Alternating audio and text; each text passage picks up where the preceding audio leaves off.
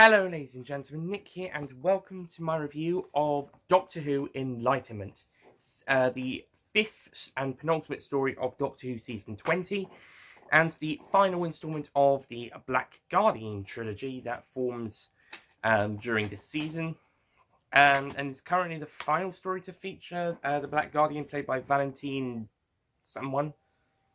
Can't remember his name, but I'll put it down below.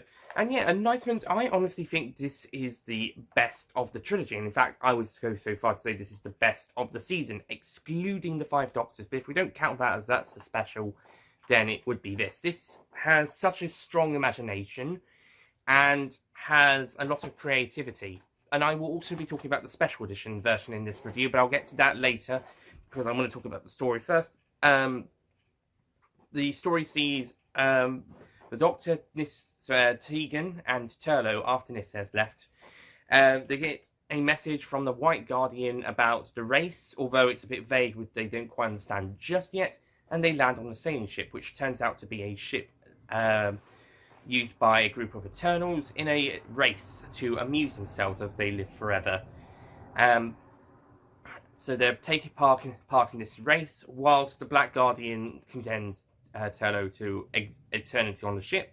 In an attempt to escape that, Turlough jumps off the rails of the ship and eventually ends up on being rescued by a group posing as pirates. In the ship they were on board, it was like an Edwardian sailing yacht. And then there's also a Greek one and a Viking one? I think I might be wrong. I'm not sure. Yeah, Greek one explodes. I can't remember what the other one was. But anyway, so Turlough is brought on board the pirate ship, the Buccaneer, and meets its captain, Rack, played by Linda Barron, who new series fans should remember from Closing Time, where she played the character Val. A lot less evil in that story. She was also the singer of the Last Chance Saloon song from the Gunfighters. Yeah, I think this and Closing Time are stronger performances than that. Yeah, Closing Time haters, you've now got one less reason to hate that story. It's not Linda Barron's weakest Doctor Who performance. It's not her strongest either, it's the middle one. But it's better than the Gunfighters. But as for Enlightenment, oh god, like the Black Guardian and the last story, Linda Barron as Captain Rack, I apologise for sound outside, is absolutely delicious. She is having such a brilliant time. And she is such a fun villain. Her plan is also pretty straightforward. It's you have these little crystals as a focus point so that she can have this laser thing, and she gets power from the Black Guardian, and she uses this power to concentrate the beam to blow up rivals and rival competitors so that she can get a better chance of winning. And that's what she did with two previous competitors, and just before the end of the race she tries to do that with the merchant ship the Doctor and her Doctor and friends have gone on. And eventually the Doctor and Turlough are able to stop her, and they win, technically. Although on the Buccaneer ship, they win and get rid of Rack. And eventually they win, and Turlough has to make the choice of whether he gets a crystal, a big giant crystal, but in exchange he has to give up the Doctor, so he gives up the crystal. And yeah, there is one bit. He throws it at the Black Guardian, and the Black Guardian just burns away. Bit abrupt. I mean, yeah, throwing a piece of light onto the Black Guardian, yeah, that probably would cause him to be burnt, but it is a bit quickly done, a bit rushed at a pace. But Turner makes the decision, and he gains enlightenment, and that was the prize, which immediately means the Doctor can now trust him, and Tegan too. Can't think of it, and I think they may have suspected something along, but this is where they find out.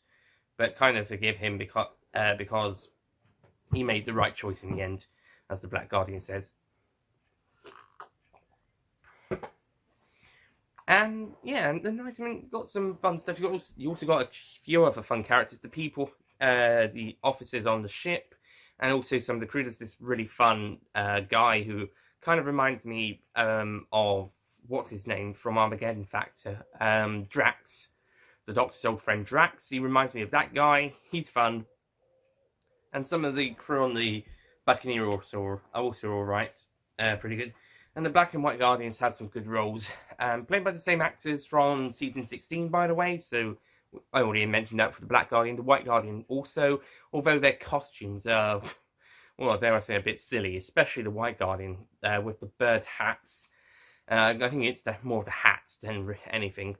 But I can forgive it. It's new costume change, whatever. And yeah, and it's just a good story. It's a really engaging story.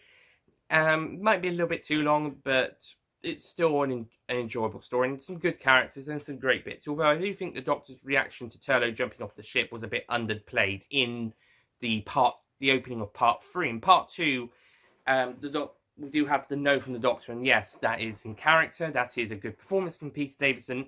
But then at the start of part 3, he says something, and to me, it's very underplayed. It doesn't work. So I think that was a good thing to cut from the special edition. The Doctor's reaction at the start of part 3 before he calls for being a man being overboard. And some of the effects aren't that amazing, but they still look well today. And we get the special edition, which improves on most of them.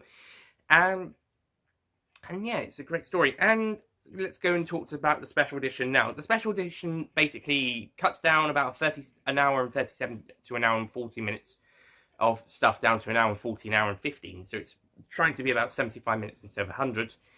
And the same happens for Planet of Fire, by the way, when we get to that. And it's supposed to be something more akin to a movie version or at the length of a new series story. Similarly, Battlefield and the Curse of Fenric will have extended versions of their stories. I don't know if they're in. I think they might be in single parts, but they might be in their 4-parters. They're just longer. Have to see when we rewatch those. 5 Doctors is also an extended version, though that's always been 1 part. Dead Dalek Special Edition is in its 4-part version. No extensions. It's just maybe some bits have been cut and replaced by the new stuff. And Resurrection of the Daleks, we've got the broadcast version and the original version to look. That was originally going to be broadcast to look at. So technically, that's not really a special edition, but it falls under the same lines. So the Enlightenment Special Edition now. This one's a bit of hot and cold. As I think there are some really great new updated visual effects.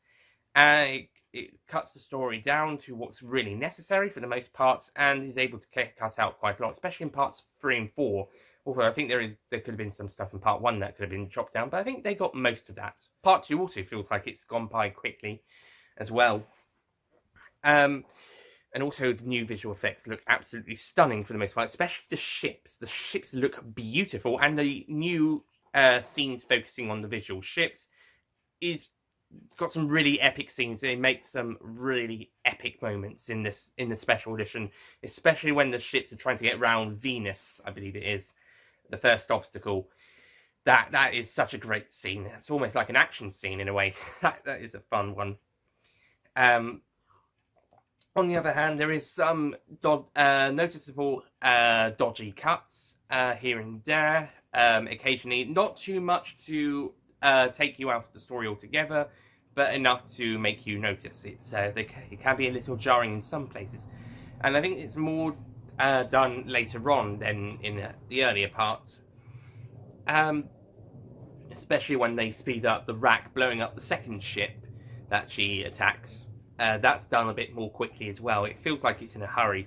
So yeah, especially after a lot of part 1 does remain. I mean, they'd only really cut about 5 minutes of part 1, and it's still about 20 minutes. 20 minutes of the special edition is still dedicated to part 1. But it's still a really good special edition, and done really well. And beautiful visual effects and fantastic new music score.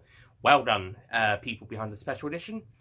So on the whole, Enlightenment is a great story, and I highly recommend it. And it is easily the best story of this season, discounting the 5 Doctors. And yeah, it's a really fun story, and I highly recommend it. And you can check out both versions of the story on DVD or Dailymotion if you can find them, and you'll have a good time, hopefully. So I'm going to give Enlightenment a 9 out of 10.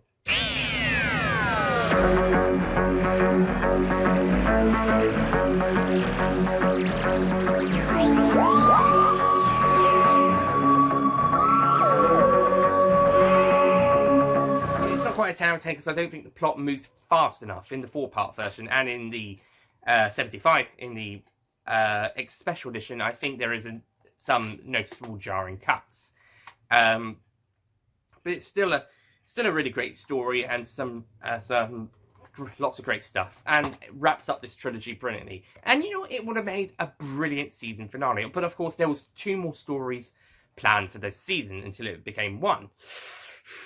Oh well, let's take a look at what became the season finale with Story 6, The King's Demons. And I'll see you guys next time. Goodbye.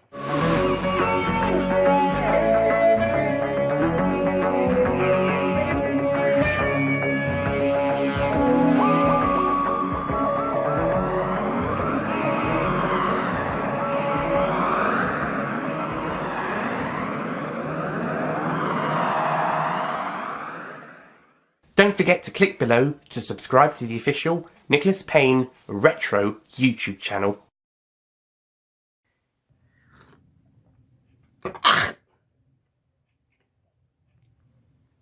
Played by Linda Bellingham. Not Bellingham. Bellum. Blah. Is she on here? Barron, that's it. Linda Barron.